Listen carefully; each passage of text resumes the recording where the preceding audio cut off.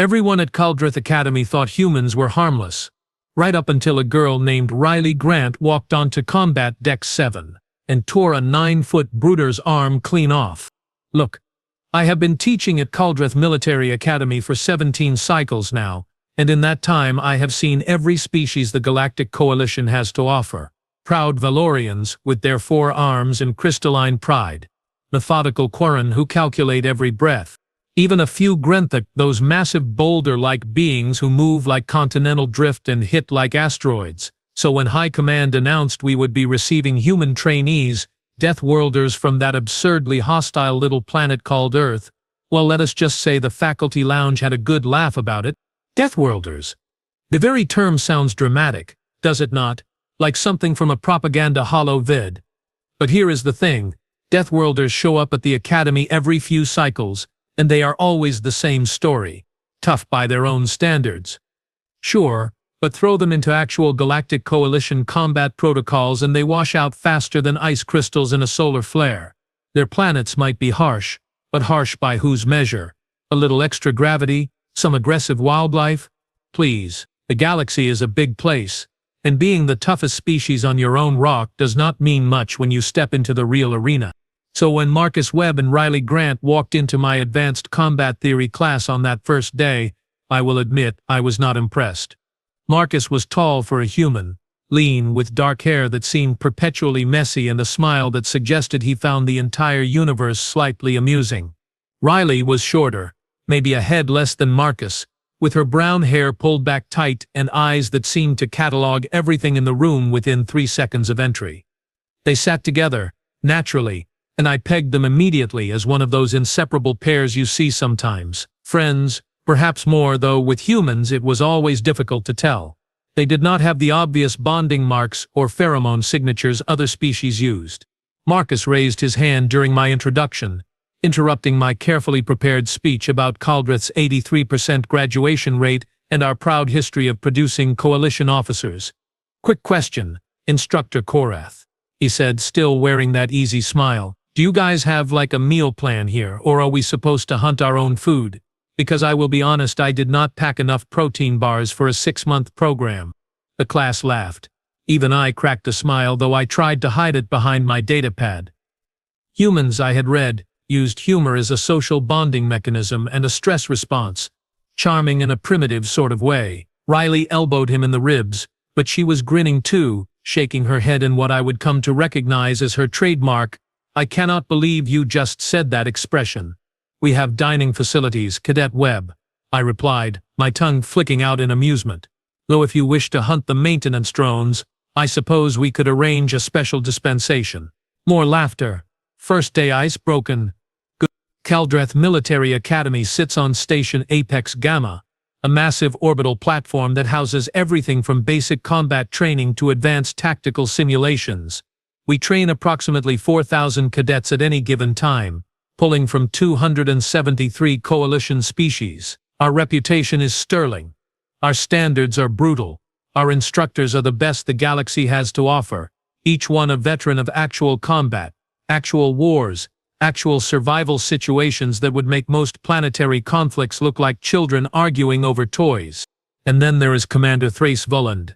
Thrace is Brutar, which means he stands roughly 9 feet tall when he bothers to straighten his spine, weighs somewhere in the neighborhood of 600 pounds of dense muscle and reinforced bone structure, and possesses the kind of ego that requires its own gravitational field. He runs the Practical Combat Division, which means he is responsible for the hands-on training, the sparring sessions, the live drills that separate the capable from the crushed. He is good at his job, I will grant him that. Thrace has trained hundreds of elite soldiers, and his methods, while aggressive, produce results. But here is the problem with Thrace, and I had seen it growing worse over the past few cycles. He believes his own mythology. Every student he breaks, every cadet who washes out after facing him in the ring, it feeds something ugly in him. Pride, maybe, or just plain cruelty, dressed up in the uniform of military discipline.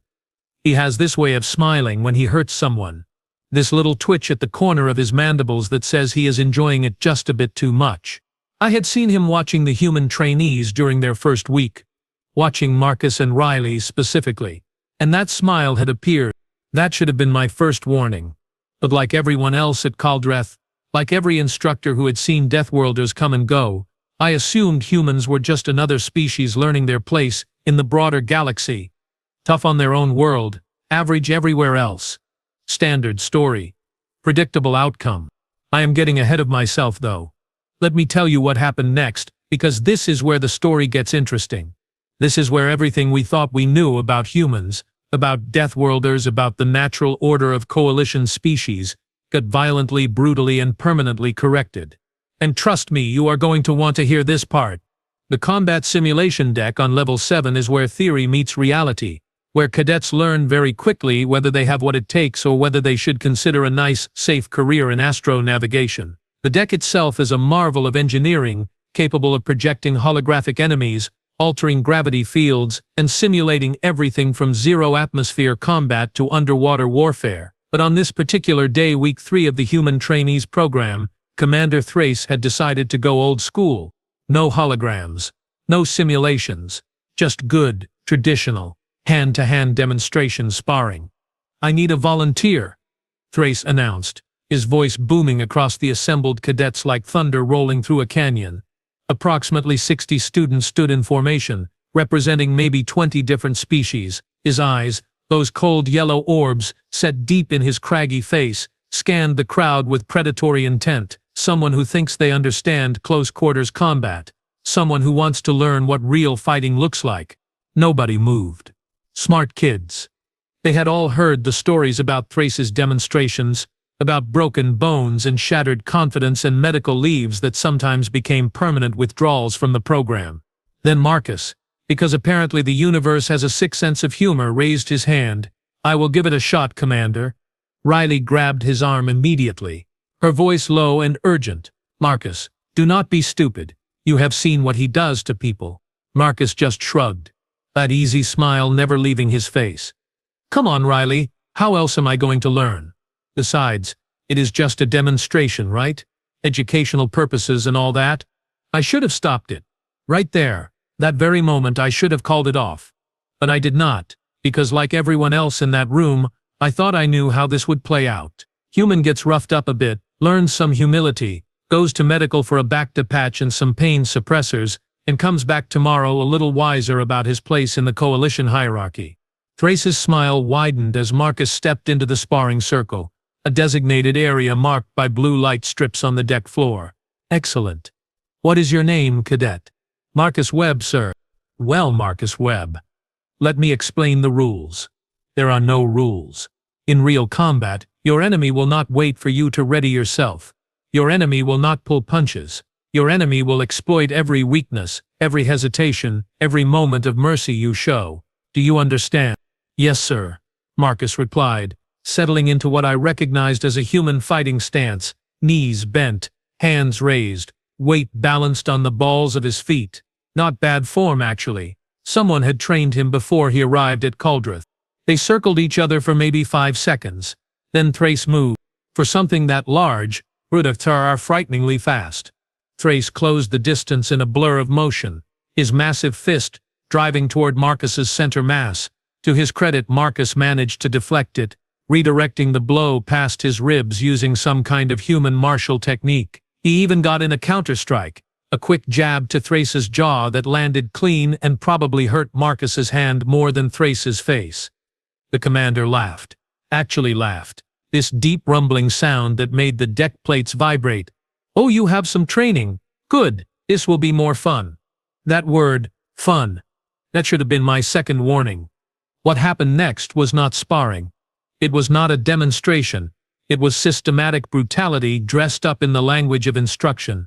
Thrace came at Marcus like a geological event, all-overwhelming force and zero restraint. Marcus held his own honestly better than I expected, using speed and technique to avoid the worst of it. He landed a few more strikes, even managed to sweep Thrace's leg once, though the commander barely shifted his weight. But you cannot dodge forever. Physics does not allow it. Eventually Thrace caught him. It happened during what looked like a grapple exchange. Marcus had attempted some kind of joint lock, wrapping his arms around Thrace's massive forearm in a move that might have worked against another human or even a smaller coalition species. Thrace just lifted his arm, Marcus still attached, and then brought his other fist down on the human's exposed ribcage like a hammer striking an anvil. The sound. I will never forget that sound. A wet, crunching crack that echoed across the entire deck, followed immediately by Marcus's scream, high and sharp and full of shock more than pain. He dropped to the floor, curling instinctively around his damaged torso, trying to breathe and failing, his face going from tan to gray to almost blue in the span of heartbeats. Riley moved before anyone else, vaulting over 2 rows of seated cadets and sliding into the sparring circle. Marcus, stay with me, breathe, just breathe. Training hazard, Thrace announced calmly, looking down at the gasping human with about as much concern as you might show for a broken piece of equipment. Cadet Webb overextended on his attack and left himself exposed. A valuable lesson about the dangers of aggression without proper defense. He looked up at the rest of the assembled students. Let this be your reminder that combat is not a game. Injuries happen. Sometimes worse than injuries. You crushed his ribs, you absolute monster, Riley snarled, her hands hovering over Marcus but afraid to touch him, afraid to cause more damage. This was not a lesson. This was assault. Thrace's smile returned, that ugly little twitch of satisfaction. This was reality.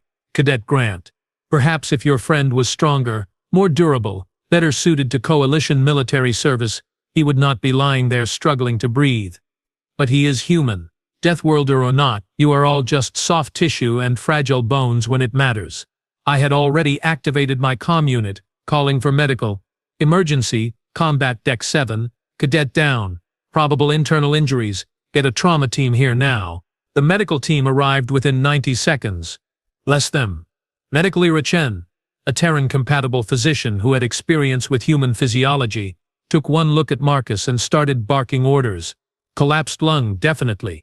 Possible liver laceration based on the bruising pattern. Get him on a stretcher. Stabilize his spine. Oxygen mask now. Marcus tried to speak, tried to say something to Riley as they loaded him onto the anti-grav stretcher, but all that came out was a wet, bubbling sound that made my stomach turn. Riley held his hand until they pulled him away, her face completely blank, completely empty of expression. That blankness scared me more than tears would have. Thrace watched the medical team leave, then clapped his hands once, sharply. All right, everyone, back to formation. Who wants to volunteer next? Nobody moved. Nobody spoke. The only sound was the distant hum of the station's life support systems and Riley Grant's breathing, steady and controlled despite what had just happened. Dismissed, I said quickly, overriding Thrace's authority because somebody had to. Class dismissed. Report to your barracks. The cadets scattered like sand before a wind, but Riley did not move. She just stood there in the sparring circle, staring at Commander Thrace with eyes that held something I had never seen in a human before. Something cold, something calculating, something that looked for just a moment like a predator deciding exactly when and how to strike. Riley Grant did not cry, did not rage, did not file a formal complaint with the Academy administration or demand an investigation into Thrace's conduct. She simply went silent. I have taught enough students over the years to recognize the different types of quiet. There is the quiet of fear, where a cadet shrinks into themselves after a traumatic experience. There is the quiet of defeat, where someone realizes they are out of their depth and starts planning their withdrawal paperwork. There is even the quiet of grief, raw and fragile and completely understandable. Riley's quiet was none of these things. She attended every class the next day with perfect punctuality, took notes during my tactical theory lecture with mechanical precision, ate her meals in the dining facility at exactly the same times as always, though I noticed she sat alone now, Marcus's empty chair beside her like a ghost. She ran the morning physical training course and posted her second-best time ever, completed her equipment maintenance checks without a single error. But her eyes, those eyes had changed. They tracked Commander Thrace whenever he entered a room, following his movement with the same focused intensity a missile lock maintains on its target.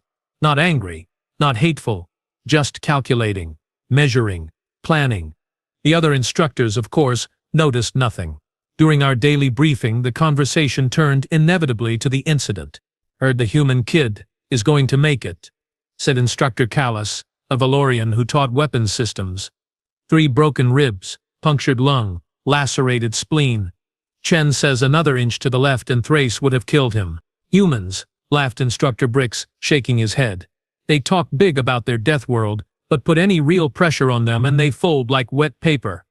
How did their species ever survive long enough to reach space? Probably hid in caves and hoped the predators did not find them," Thrace added, joining the conversation with a cup of something steaming and dark. "Though I will say, the web kid had decent technique. For a human, maybe after medical releases him, he will reconsider his career options. Something safer. Agricultural planning, perhaps." They all laughed.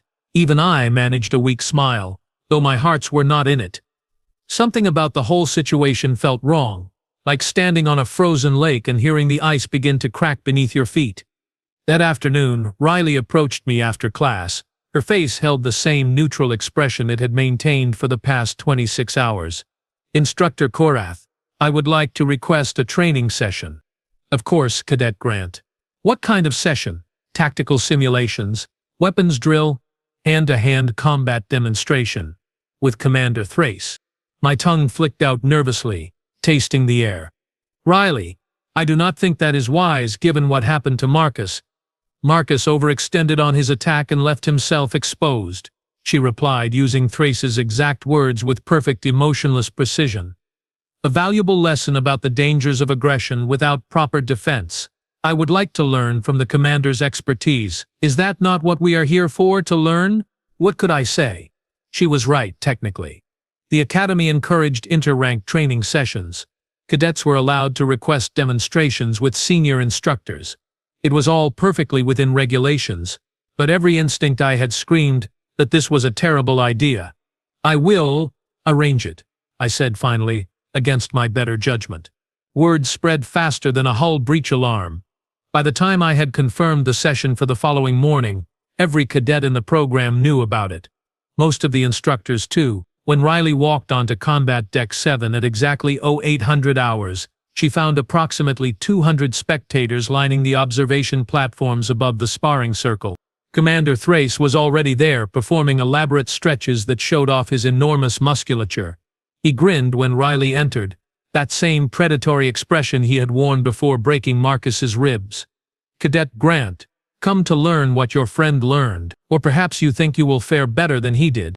"I think," Riley said quietly, stepping into the sparring circle and beginning her own warm-up routine, "that we are going to have a very educational session, Commander." "Oh, I agree completely." Thrace cracked his knuckles, the sound like small bones snapping. "Tell you what, Cadet. Because I am feeling generous today, and because I would hate for you to end up in medical beside your little friend, I will even go easy on you. 50% power. How does that sound?" Riley finished her stretches and settled into a ready stance. Her face remained perfectly calm, perfectly controlled. "You should probably use 100%, Commander. You are going to need it." The crowd, which had been murmuring with anticipation, went dead silent. Thrace laughed, a booming sound that rattled the observation windows. 100%? Against a human female who weighs what, maybe 140 pounds? "Cadet, I could sneeze and knock you unconscious." "Then this should be over quickly," Riley replied. Something in her tone made my scales itch. I looked around at the other instructors, at the assembled cadets, at the medical team I had wisely requested be standing by. Everyone was smiling, anticipating another demonstration of human fragility, another lesson in knowing your limitations. Everyone except Riley. She just stood there, balanced and ready, her eyes locked on Thrace with the kind of focus you usually see in veterans heading into actual combat. Not sparring, not training. Combat. "Begin when ready," I announced, my voice sounding uncertain even to my own ears. Thrace moved first, just like he had with Marcus. Fast, brutal, overwhelming. And that is when everything changed. Thrace's opening strike should have ended the fight. A straight power jab aimed directly at Riley's head, backed by 600 pounds of dense muscle and bone, moving fast enough that I could hear the air displacement from 20 feet away. The kind of punch that could crack reinforced combat helmets. The kind of punch that had hospitalized 3 cadets last cycle alone. Riley was not there when it arrived. She had moved, not backward like most opponents would, not sideways in a desperate dodge, but forward and slightly left, slipping inside Thrace's reach, with a precision that suggested she had calculated the exact trajectory before he even threw the punch. Her shoulder brushed his extended arm as she passed beneath it, and then her elbow, driven upward with her entire body weight behind it, slammed into the cluster of nerve bundles just below Thrace's rib cage. The commander grunted, surprised more than hurt, and spun to face her. Fast. Good. But speed only matters if you have the power to back it up. He launched a combination then. 3 quick strikes that should have caught Riley from multiple angles simultaneously. A technique that Thrace used to overwhelm opponents who relied on evasion. Left hook, right cross, knee strike, professional. Practiced. Devastating. Riley flowed between them like water finding spaces in stone. Not blocking, not defending, just not being there.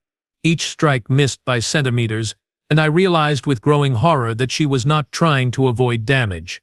She was measuring him. Learning his patterns, his timing, his rhythm. Stand still, damn it, Thrace snarled, his amusement fading into frustration. Why? Riley asked, her voice perfectly calm.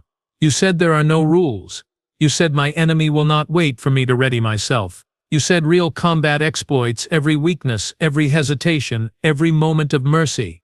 She moved, then really moved. And I finally understood what humans meant when they talked about their martial arts. This was not the brawling I had expected. This was not even the technical proficiency Marcus had demonstrated. This was something else entirely, something refined over thousands of years of humans fighting humans, predator against predator, where being weaker meant you had to be smarter, faster, more precise, or you died.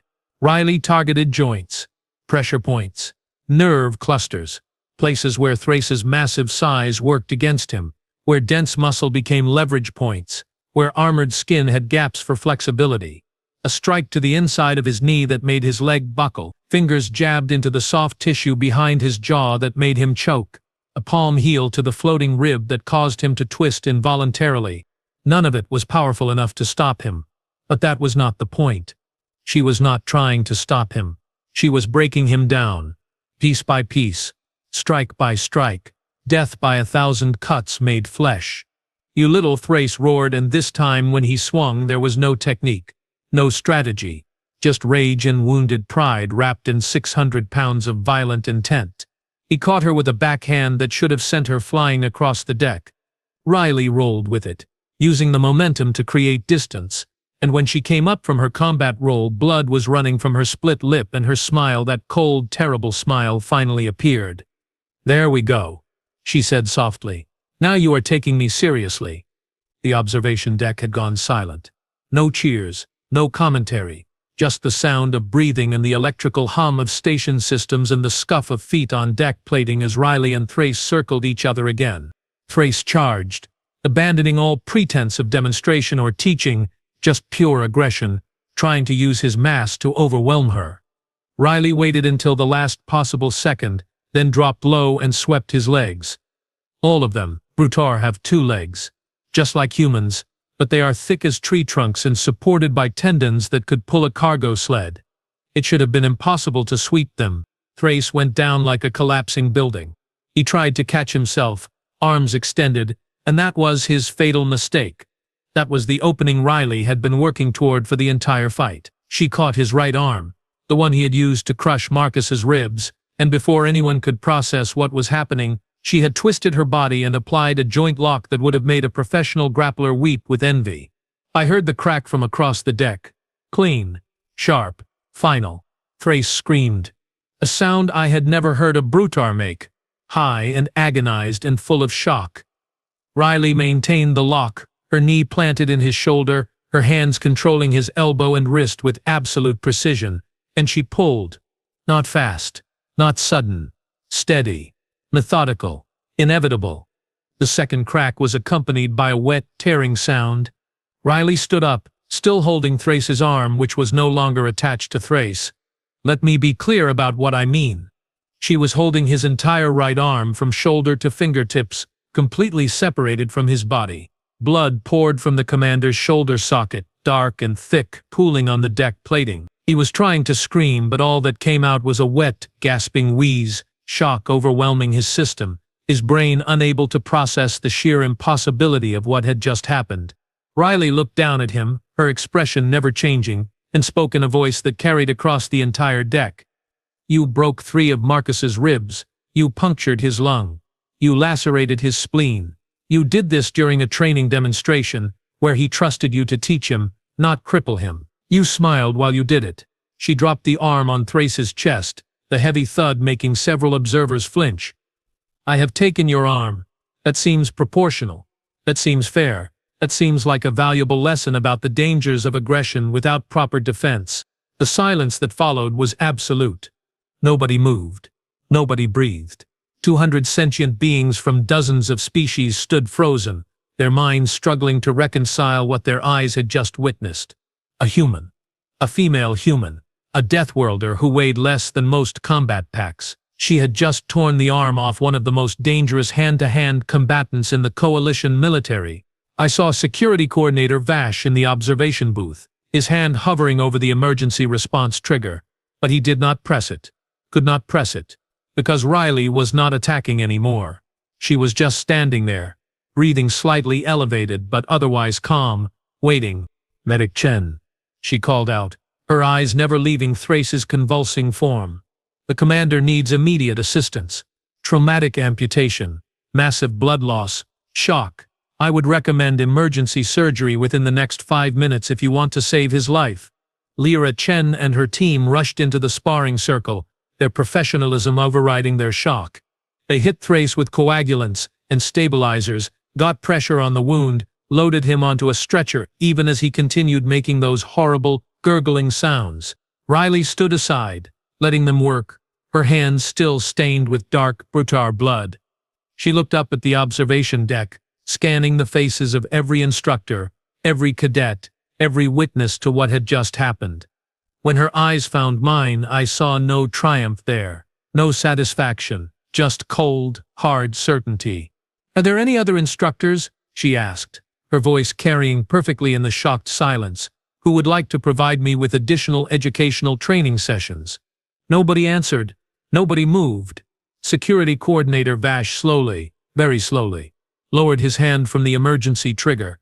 Riley nodded once, then walked calmly toward the exit, her footsteps echoing like thunder across the deck plating. The crowd parted before her like water before a ship's bow, cadets and instructors alike pressing themselves against the walls to let her pass. I watched her go, my mind reeling, everything I thought I knew about humans scattered like debris from a hull breach. And in the background, barely audible over the medical team's urgent communications, I heard Commander Thrace weeping. Commander Thrace Vullen survived, though that might be a generous interpretation of the word. Medic Chen and her team managed to reattach his arm after 6 hours of emergency surgery, utilizing techniques borrowed from 3 different species' medical traditions and enough synthetic tissue to build a small clone. He would regain maybe 60% function if he committed to aggressive physical therapy. His combat career, however, was finished. So was his teaching position.